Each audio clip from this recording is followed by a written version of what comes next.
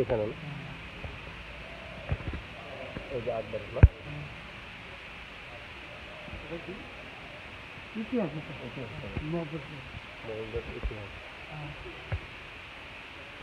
রামায়ণ শুনেছি এখান থেকে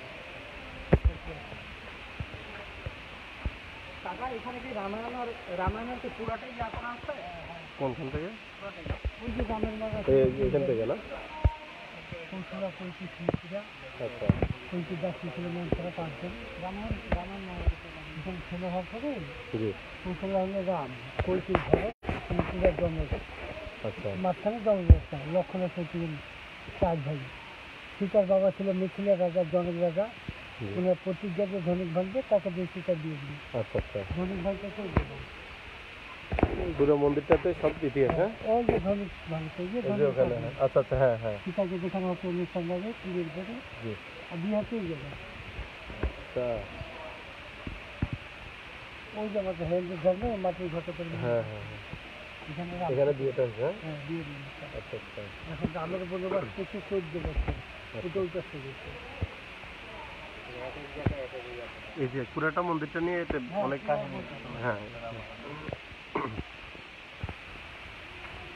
এই যে কি আছে জি এটা হলো আজা দশরথ এই যে হ্যাঁ কি আছে যে এখানে হ্যাঁ এই যে গাছি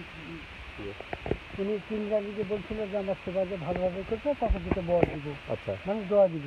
হ্যাঁ তো কৈকি দাসী মন্ত্রা কৈকিকে বললি যে তুমি সেবা করো তোমার কাজে লাগবে সেবা করার পরে সুস্থ হয়ে বসে আছে এই যে এখানে সুস্থ হয়েছে আচ্ছা এখন মন্ত্রা কৈকিকে বলতেছে যে রাম হলে বড় ছেলে রামকে রাজ্য দিবে তোমার ভর চেয়ে দিবে আচ্ছা তুমি এখন বর চেয়ে নেই যে আমার ছেলে ভরত রাজা হবে রাম বনবাসে যাবে 14 বছর এই যে রাম সীতা লক্ষণ এই যে 3 জনে বনবাস এই যে এখানে রাম সীতা লক্ষণ ওই 3 জন একসাথে পাওয়া যাবে সীতা দুজন বনে যায় ভরত বাসা চলে যায় মামার বাসায় বাড়িতে কি করতে পারে ঠিক আছে ভরত যে ফিরে নেওয়ার জন্য এই যে হাসপাতাল করতেছিলাম যেটা না সুযোগ ফিরে আসে আচ্ছা মার কথা মতো বনে যাবে কেন তখন বলছে যে আমি তো বাবার আদেশ করার জন্য আমি তো ফিরে যাবো না বলছি তুমি যাও কিন্তু সেখানকার জুতা দিলে আমার সাথে আচ্ছা ওই জুতা নিয়ে ওই জুতা রাষ্ট্রীয় গেছে নিচ্ছে রামের নামে জুতা বলে নিজে বসবে না আচ্ছা এটা বনে আসতেছে এখানে আসছে 3 জনের রাম সীতা লক্ষণ ওই যে লক্ষণ গেছে গাছে ফল ফলছে সীতা বলছে যে লক্ষণ তুমি যদি কোথাও ফল পাও ফল নিয়ে এসে পূজা লাগছে এই যে লক্ষণ গাছে ফল ফলতে গেছে এই বলে ছিল রাবণের বই সেই বলার নাম লক্ষণকে দেখে বিয়ে করতে বলছে লক্ষণ বলছিল আমি 14 বছর বলে থাকবো কিছু খাবো না বা কারো দুধ বুঝবো না ও বলছে তোমাকে ছাড়া আমি কাউকে বিয়ে করবো না তখন লক্ষণ বলে যে দেখো তোমাকে আমি এতভাবে বললাম তুমি বুঝে না দাঁড়াও তোমার বিয়ে করার স্বাদ নিতে যাবি তোমাকে জন্য কেউ বিয়ে করতে না তো অন্য দিক দেখে ওদের নাক কাটে দিল বুকে পা দিয়ে নাক কাটা ওই যে রাবণ হিংসের দুজন বসে আছে ওদের নাক কাটা অভিযোগ দিল যে দাদা আমি তো পঞ্চপতি বলে গেছি আমার নাক কাটে সেজন্য লক্ষণ সঙ্গে রাম সীতা আছে সীতাকে মুখে বলতে হবে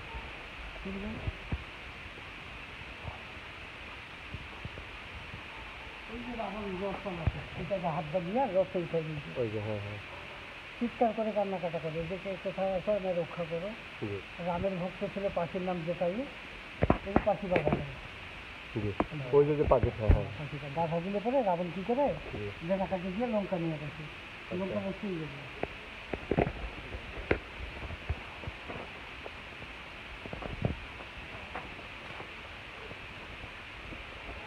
সীতা গালে হাত দিয়ে বসে কান্নাকাটা করছে ওরা পাহাড়া দেখছে আর বলতেছে যে সীতা তোমাকে তো রাবণ নিয়েছে লঙ্কায় তোমাকে ফিরে দিবে না তুমি রাবণকে ফিরে যাবে করে লঙ্কা রানি হবে এদিকে আবার ওই যে হনুমান আছে রাম পাঠায় যে হনুমানকে সীতাকে যে কোথায় নিয়ে গেছে দেখো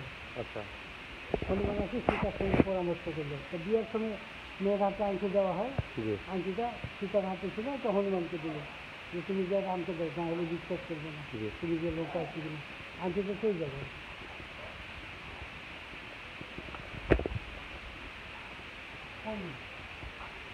রাম বসে আছে আনতে দিচ্ছে দেওয়ার পর হ্যাঁ বলছে খুব বিপদে আছে তোমরা দুই ভাই যাও ঠিক আছে রাম লক্ষণ দুই ভাই যাচ্ছে ওরা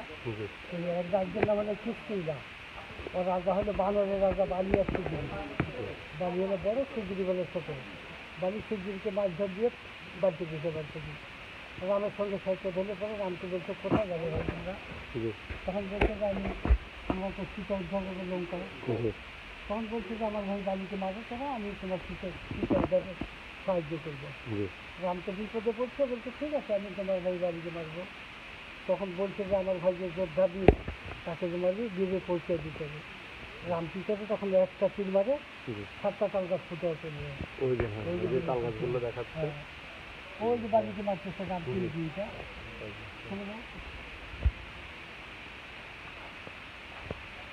দিকে যত পাথর ফেলে সব ঢুকে যায় দিকে যায়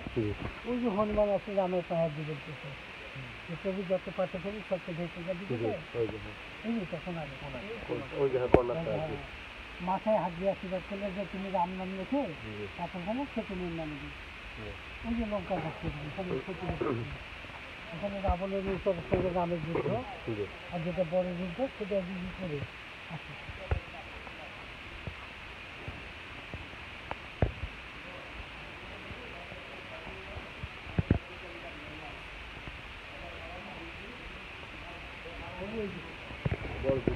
ওই যে বড় যুদ্ধটা না ওই যে হনুমান হ্যাঁ বড় হনুমানটা রামের ভাই আচ্ছা এদিকে যে মন্দিরের মতো তীর্থ আছে এটা হলো রাবণের ছেলে মেঘনাথ আচ্ছা যেটা ইতিহাসে পাওয়া যায় মেঘনাথ এটা মেঘনাথ এইদিকে রাবণের জি হ্যাঁ ওই যে রাবণ এটা এইদিকে রামের সঙ্গে যুদ্ধ করছে আচ্ছা আবার যে 6 মাস ঘুমিয়েছিল কুম্ভকর্ণ 3 মাস ঘুমাইছে 3 মাস ঘুমাইলে 6 মাস করছে আচ্ছা আচ্ছা এর মধ্যে লঙ্কা যুদ্ধ রাবণ রাজ্যে যুদ্ধ গেছে কারণ ভাইয়ের বিপদ না গেলে হয় না কারণ ঘুমন্ত অবস্থায় কী করে এই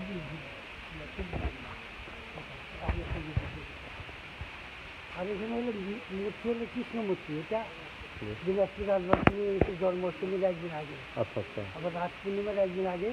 নিয়ে আসবে আচ্ছা আচ্ছা কৃষ্ণমূর্তিটা এটা আপনার মূলত আমাদের মানে এটা ইয়ে হয়েছে কত সালে স্থাপিত 1704 সালে হ্যাঁ রামনাথ 1752 তার মানে 46 বছর সময় লেগে গেছে 48 বছর সময় লেগে গেছে মানে এটা কমপ্লিট কাজ কর্ম শেষ করতে 48 বছর সময় লেগে গেছে জি এটা যখন কাজ করে তখন কাজে বসে যে 100 জনের কাজ করতেছে আর যখন বেতন দেয় তখন একজন নাই 100 জন বেতন নেয় আচ্ছা আচ্ছা একজন নাই আচ্ছা সুবিধা না যেতে বেতন নেয় না বলে যে আমরা সবাই আচ্ছা আচ্ছা এইভাবে মূলত এখনো অনেক মানে বিভিন্ন ডিস্ট্রিক্ট থেকে এটা দেখতে মানুষ আসে অনেক সুন্দর আসলে না দেখলে নয় খুবই সুন্দর সৌন্দর্য